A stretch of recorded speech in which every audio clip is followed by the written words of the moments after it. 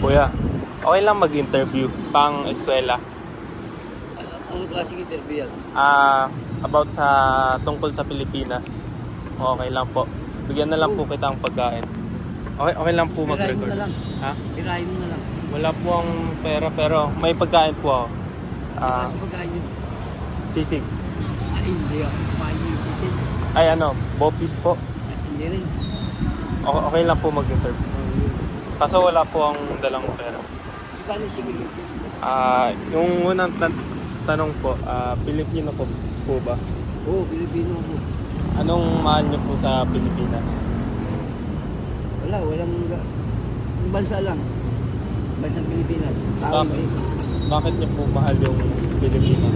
Taga rito ako eh. Kung may pagkakataon, pipiliin mo pa rin po ba yung Pilipinas o hindi na? Pilipinas pa rin. Bakit po?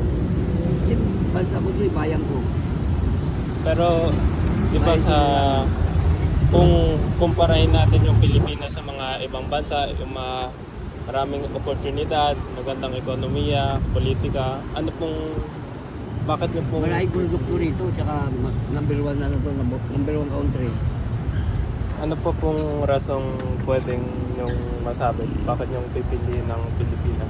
Maraming produkto, maraming pagkain. Anong mahal niyo po sa Pilipinas? Yung bansa nga eh, bansa. Yung tumutubo sa bansa. Pipiliin niyo pa rin po ba yung Pilipinas kahit na pong may mga social issue tayo? Katulad ng corruption. Ay, hindi ko na rin alam yung corruption, hindi ko wala akong alam din. Tao lang akong umag. Tao lang akong ultimo. Ano ako, pobre. Kaya wala akong ano dyan sa mga corruption. Salamat po. Sa interview, maririnig na kahit may problema sa bansa, pipiliin pa rin ang Pilipinas dahil sa mga likas na yaman. Para sa akin, pipiliin ko din ang Pilipinas kahit madaming problema sa lipunan tulad ng korupsyon, konting oportunidad, mababang sahod. Dahil dito, buo ang pamilya, maraming magandang lugar, at maraming pwedeng makilalang tao. Kahit sino naman tanungin kung pipiliin ba ang Pilipinas at ang sagot ay oo. Kasi dito tayo pinanganak at malaking parte ng ating buhay ay dito.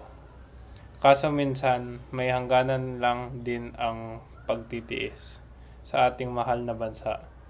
Kaya medyo madami sa ating mga mamamayan ay naghahanap ng mas mataas na sahod at matatag na ekonomiya sa ibang bansa, kung saan may panggastos sila sa mga gamit na hindi nila kaya bilihin dati o dito. Salamat po.